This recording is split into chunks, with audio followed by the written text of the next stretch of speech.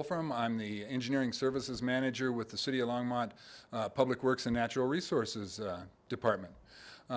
This presentation is being made about quiet zones and a quiet zone report that we've done for the city. It will be viewed at or aired at either the August 10th or August 17th City Council agenda, and will be included on that. The City of Longmont currently has about 17 existing public street crossings of the BNSF mainline railroad that pass through the city. There have been previous discussions about the concept of and the city's ability to implement quiet zones where trains would not be required to sound their horns as they cross public streets as they pass through the city. Quiet zones are relatively new in Colorado, and to date we're aware of only 6 that have been implemented throughout the state. We've contracted with the firm of Felsberg, Holt, and Ulevig to help us do a preliminary design review of 12 of these crossings so that we can get a better idea of what improvements are necessary and what the costs would be to determine options for implementing those. As we look at this map, you can see the blue dots starting at Highway 66 on the north side of the city down to the Main Street crossing are 12 of the crossings that we had FHU take a look at. The other crossings, the remaining 5, which are shown as green dots on this map, are the crossings starting in the southwest part of the city at South Hover Street, Sunset Street, the State Highway 119, Ken Pratt Boulevard crossing, and the crossings at Terry Street and Kaufman Street. Those are crossings that RTD is looking at and that would be impacted by RTD's Fast Tracks Northwest Rail commuter rail project. With the implementation of that commuter rail project by RTD, there would be increased train traffic from the commuter rail at those crossings, and their environmental assessment has indicated that in order to mitigate that increased train horn noise from the increased number of trains, that they would be implementing quiet zones or dealing with those crossings as part of that project. So they're currently in the process of doing the similar design report that we did on the tracks farther to the north, but we'll be talking about the 12 on the north from in this presentation. In 2007, the City of Longmont asked a question on our customer satisfaction survey that stated how much of a problem, if at all, are trains sounding their horns at crossings in the City of Longmont. Of those responding, 14% indicated it was a major problem, 18% a moderate problem, 22% a minor problem, and 46% indicated it was not a problem at all.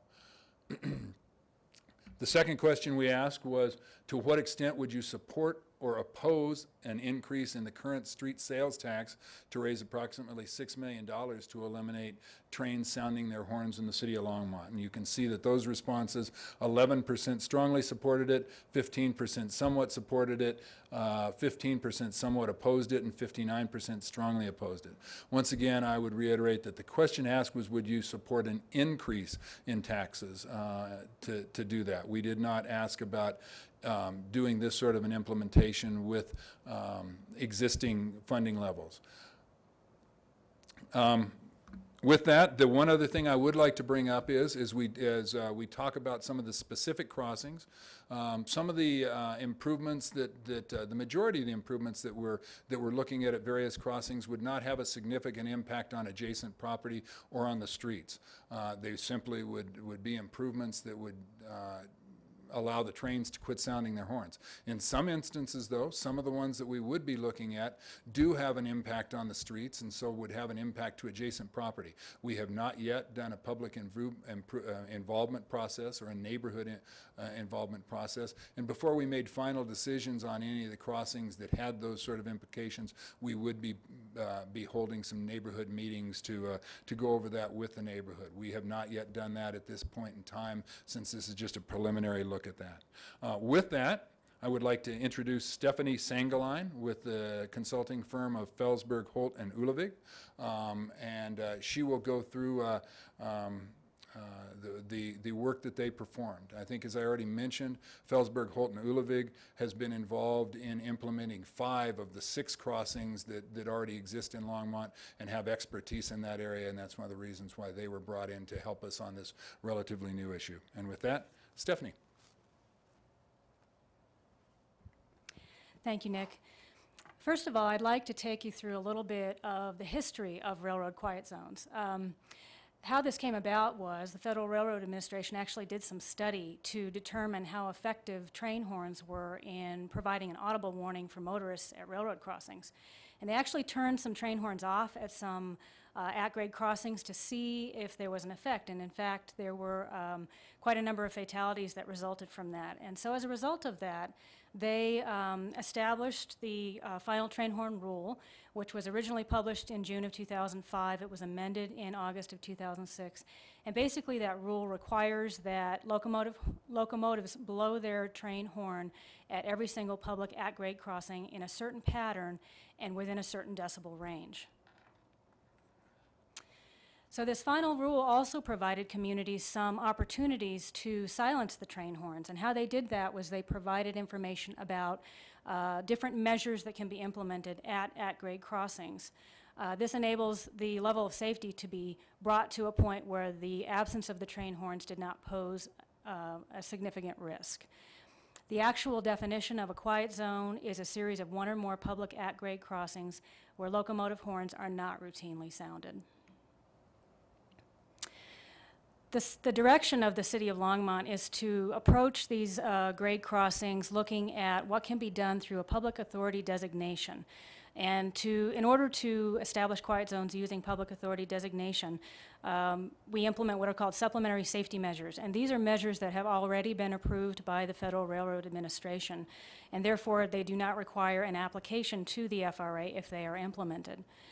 The minimum length of a quiet zone is typically a ½ mile, and the reason for that is because locomotives typically have to begin blowing their train horn about a ½ mile in advance of a crossing and finish up no further than a ½ mile past. So that ½ mile area is just to give that crossing a truly silent area around the at-grade crossing itself. Now, the minimum, at an active at-grade crossing, the minimum treatments include the typical approach gate, crossing gate arms, flashing lights, the bells if there's pedestrian activity, what's called constant warning time circuitry, and this is circuitry that measures not just the train speed but the distance to allow a uniform amount of warning at the crossing, and power out indicators, and these are indicators that let the locomotive engineer know if in fact all of the crossing infrastructure is working properly. Finally, there is, as you can see on this slide, there's a sign that's added to the railroad crossing sign, and it's no train horn sign. And what that does is it tells the approaching motorists that no train horns are blown at this crossing. The FRA provided 5 supplementary safety measures that can be implemented at a crossing, and if one of these is implemented, then an application is not necessary. You can see on the slide the top 2 involve closures. There's a permanent closure of any crossing, silences the train horns. The upper right is a temporary closure. Those are typically used at locations where the crossing is actually monitored 24 hours, for example, a military installation where there might be someone on duty to close the gates at 10 p.m. and open them back up at 6 a.m. This is a good application for that type of location. One-way streets with gates basically has approach gates that completely close off the one-way street and prevent anyone from trying to go around the gates. The lower right photograph is 4 quadrant gates. That's 1 gate in each quadrant of the crossing, so both approach side and the exit side of the crossing. And the 5th supplementary safety measure is approach gates with raised medians. And the approach gates portion of this is really just a standard installation. But the installation of the raised median is actually meant to be a bit of a barrier so that approaching motorists are not tempted to go around the gate in the opposite direction of travel to go around the gates. And so this actual installation has been the one that has been used on the majority of the quiet zones that currently exist in Colorado. One additional measure that is acceptable to the FRA is called a wayside horn, and it doesn't actually cause the crossing to be completely silent. This is still an audible warning, but it's a much lower decibel level. They basically look like horns, and they are mounted on poles in the immediate vicinity of the crossing, and these horns are directed at the motorist who is approaching the crossing. There's one in each direction where motorists would be coming from. And what this does is it allows a much lower decibel level sound to be projected, and it's projected just in the immediate vicinity of the crossing.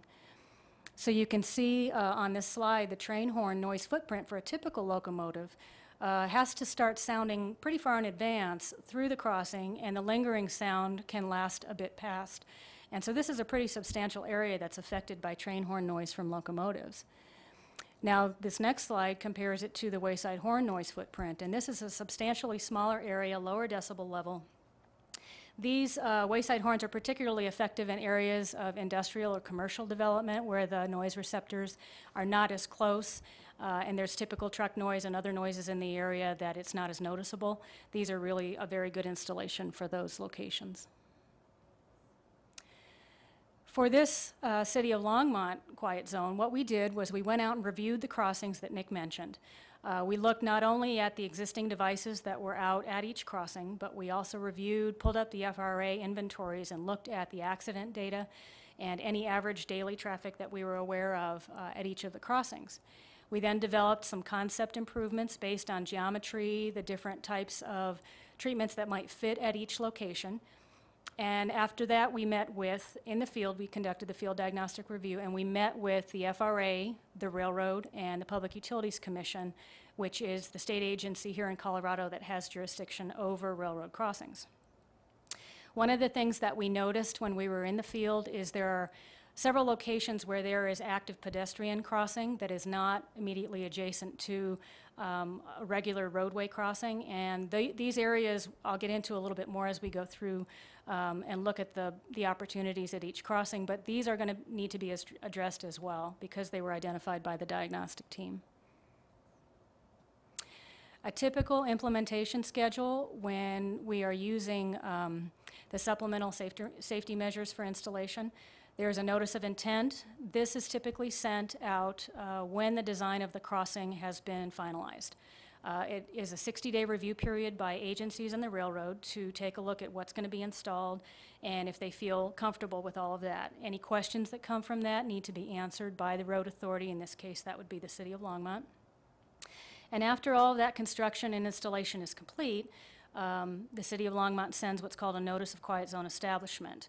That makes its way through the FRA and through the railroads that use the corridor, and 21 days after that, the locomotives no longer sound their horns. Typical schedule, as you can see on the slide, if there are no railroad improvements, if it's just medians, for example, that need to be installed, then that's typically a much faster pace because we don't need to give the railroad time to order their equipment and set up the labor and get all of the equipment on site and get it installed. If there are railroad improvements that are needed, such as gates or upgraded circuitry, we typically go through a Public Utilities Commission application. An uncontested application can take about 90 days. The railroad agreements, and that's basically identifying the construction and maintenance elements of each crossing between the road authority and the railroad, can take between 6 and 8 months. And then the actual modifications and installation of the equipment, the railroad equipment, can take 12 to 18 months. So in the end, the effective quiet zone area, because locomotives start blowing the majority of their horn noise is in advance of a crossing, the effective quiet zone is a quarter mile in advance of the crossings. Once we laid out all of the options at each of these crossings, we went through and did a concept cost development. And this was primarily to see if there was cost effectiveness depending on which installation we looked at. So on this slide, you'll see they've been grouped into 5 separate crossings. Some of that had to do with the spacing between the crossings. Some of that had to do with which ones had some existing infrastructure in place, whereby it would be easy to implement a little bit more infrastructure and get to that quiet zone a little bit quicker. The bottom line of this slide is it shows the low end and high end range of each of these groups of crossings. And we'll get into that a little bit more. Nick will get into the funding and the actual crossings a little bit later in our presentation. The next few slides actually are going to show you each of these crossings and each of the different types of installations or supplemental safety measures that could potentially be installed. These are a little bit small on the screen, and they are included in your packet, but I was going to run through them just very quickly and identify for you which of those crossings, which of those supplemental safety measures we are leaning toward at each one of these crossings. So to start on the north end with Highway 66, we actually looked at several possible installations, but in the end, it actually is a great candidate for approach gates with medians. And we did have opportunity to check with CDOT regarding that, so we were able to settle in on that particular treatment. That treatment also seemed to work quite well at 21st Avenue with the approach gates and medians, as well as down at 17th Avenue. 17th Avenue has stub medians right now, and those medians just need to be lengthened a little bit in order to be compliant. This next slide shows you, we moved down to Mountain View, and just north of Mountain View there is an active pedestrian area that's on either side of 15th Street, where it's clear that it's being used by pedestrians, but it's not an actual crossing with regard to the railroad or the Public Utilities Commission. And so these are shown together because of their proximity. We were able to identify that, again, approach gates with raised medians will work quite well at Mountain View, and we'll need to identify what type of treatment we'd like to use to discourage pedestrians from using that 15th Street crossing in this location. A little bit further south now, on this next slide, we have another pedestrian area. It's near the Placer Avenue cul-de-sac, and it is a trail, but then there's an opportunity for people to be able to cross over the railroad tracks at this location. Again, we'll need to find a solution to be able to discourage people from making that maneuver. And the real reason for that is because as we approach each of these crossings, and if we do in fact establish quiet zones at each of these crossings, the locomotive engineers are required to sound their horns if they see pedestrian activity on the tracks. And so we will want to do anything we can to discourage that. Otherwise, we'll have gone through this process to establish quiet zones, but still have locomotive horns sounding. A little bit further to the south here, we have 9th Avenue. This is the one crossing that is on a pretty tremendous skew, and it has public access and a public street in very close proximity. So we can do the raised medians with approach gates at this, but we will need to address the public roadway as well as the access on the northwest in order to provide enough safe distance away from this. I think ultimately we did decide on 4-quadrant gates for this reason. There's a lot of opportunity here to drive around the gates, and we want to prevent that if we can. We're now getting down into the area south of 9th. We have 8th, and then we go through basically from Longs Peak down to 3rd, where we have very closely spaced crossings. And we looked at 2 potential opportunities for this series of crossings. Because of their spacing, in order to keep them, provide a quiet zone through the entire corridor, they will need to be addressed as a group. In order to maintain the driving maneuvers at every crossing, the option that could be done at every crossing is a 4-quadrant gate system. And how that would work is they would be placed immediately in the vicinity of each actual crossing so that the movements along Atwood and along each cross street would be able to continue. It would just be the railroad corridor that would be isolated in the event a train is present. Now, along this corridor, we also looked at the possibility of closing a couple of these streets. And what I mean by closing is just including the railroad tracks in the median that is north and south of each of these crossings, but still allowing movements on Atwood and right in, right out from the cross streets. And we identified 6th Avenue and 4th Avenue as those 2 that may potentially work for closure. Now, again, as Nick said, we have not done any public involvement with this. We would need to get out and talk to the communities and see how they would feel about traffic circulation and how this would work in the communities before really any final decisions can be made. These are a few more to the south, 5th, 4th, and 3rd. Down at 3rd Avenue, because of the volume of traffic on 3rd Avenue, it doesn't make sense to try to do anything to prohibit any of those traffic movements. So we went ahead and looked at a 4-quad gate installation for this particular scenario. and that would work the best to maintain traffic circulation. The last two are Emory Street and Main Street. Emory Street, it's a passive crossing now, which means there's no active warning devices there now. And there are 3 tracks. There's a main line and 2 industry tracks there. It would be possible to close this if it was allowable. That is one of the options that we've come up with. The other one, this is a great location for the wayside horn installation because it's surrounded predominantly by industrial and commercial buildings and activity. This would be a great place to just put in the approach gates with the wayside horns. So those are the 2 options we have for Emory Street. Main Street already has the necessary circuitry and the approach gates, and so the most cost-effective installation at this particular location was just to add the exit gates and have a full 4-quadrant gate system at this location. With that, I'm going to turn it back over to Nick to talk to you a little bit about funding options.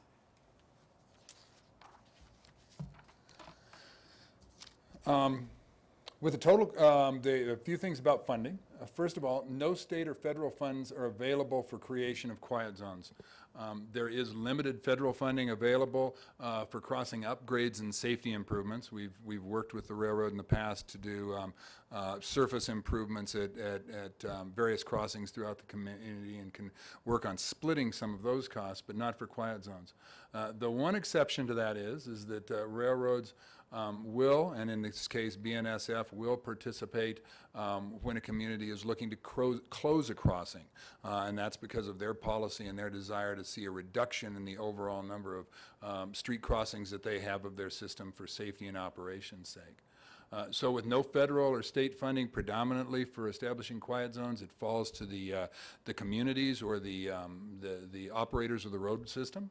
For Longmont, while some communities have discussed the option of special districts, we would anticipate that the most logical funding source for this would be the existing street fund sales tax that's been approved by voters in Longmont.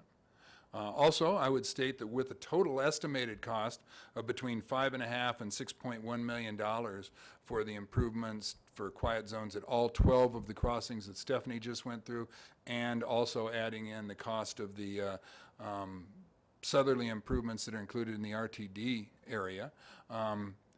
With that total cost, the most logical approach would be to take some sort of phased approach to this. When we look at this, we've developed some potential phasing.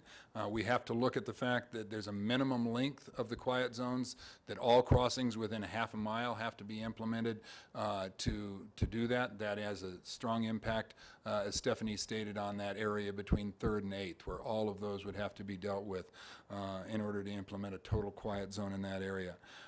There also is requirements that we do not just skip around, that there's a logical order and progression to this so that it's not just random throughout the community. With those in place, we've taken a look at some proposed phasing. A phase 1 proposal that we have would include Highway 66 with gates and medians, 21st Avenue with gates and medians, 17th Avenue with gates and medians, and as Stephanie indicated, that is one of those that already has a lot of the existing improvements there, so it would simply be a matter of extending those medians, so that becomes a very cost-effective savings. We've also added into this group the Ken Pratt Boulevard State Highway 119 crossing. And once again, the reason for that is the improvements already exist. The circuitry is there. There are already approach gates and medians. At that crossing, as we understand it from the work that RTD is doing, you would only have to lengthen one of those medians in order to implement that. So while that is somewhat out of order, we would probably try and include that in a first phase just because of the cost effectiveness of it. With a contingency in there, we're estimating that cost at approximately $670,000. Remaining phases to go through, we identified Mountain View Avenue along with the pedestrian crossing that Stephanie mentioned as a proposed second phase with a cost of $360,000. Phase 3 would be 9th Avenue, a relatively costly crossing because of the needed improvements and complexities of that. That one's estimated, along with that pedestrian crossing just to the north of 9th Avenue at an estimated cost of $540,000. The next group is the group south of there from 8th Avenue down to 3rd. that include the pedestrian crossing at 8th Avenue and the crossings at Longs Peak, 6th, 5th, 4th, and 3rd Avenues. This proposal identifies 4 quadrant gates at each one of those crossings and has a total cost of $2.2 million for those. Stephanie mentioned there's the alternative of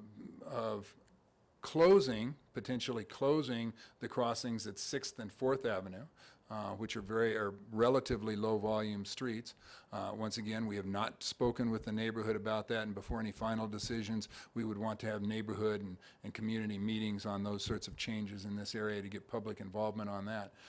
But if we reduce that and then don't need to put in 2 other sets of 4 quadrant gates at those crossings, we can reduce that cost to about $1.5 million for that phase. Then the remaining phase in that group of 12 crossings would be Emory and Main Street, as we identified with wayside horns at Emory Street and 4 quadrant gates at Main Street, with a total estimated cost of about $870,000 there. The last grouping would be those included in the RTD project, with the exception of the Ken Pratt Boulevard State Highway 119 crossing, which we looked at, and that are Kaufman Street and Terry Street. Those 2 crossings are currently planned to be closed in conjunction with the development of the Fast Tracks commuter rail station that would be on on 1st Avenue, just south of those crossings. And that would require, development of that station site would require closing both of those crossings.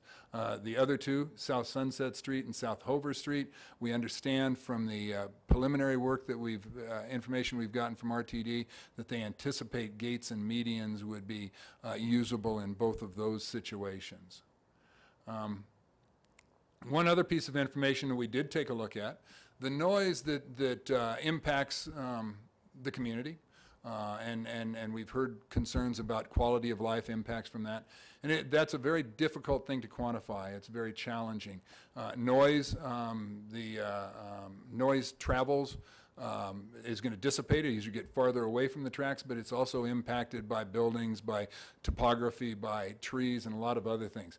This is a graphic that we put together that takes a very, very simple, a very simplistic kind of flat line approach to that, and says as the distance away from the tracks increases, the decibel level goes down from red with 90 decibels or greater than 90 decibels next to the tracks, reducing out towards blue, that blue zone where you're getting into a noise level less than 65 decibels. That doesn't mean that you can't hear the crossings even further away from that. You certainly can, but it would be at a reduced decibel level.